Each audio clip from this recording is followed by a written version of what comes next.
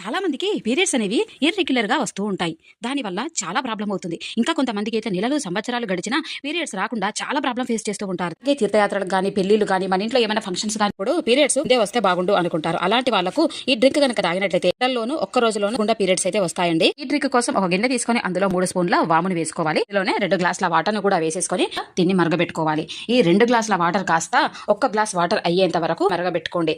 వాములో ఉన్న రసం అంతా వాటర్ లోకి చక్కగా దిగుతుంది.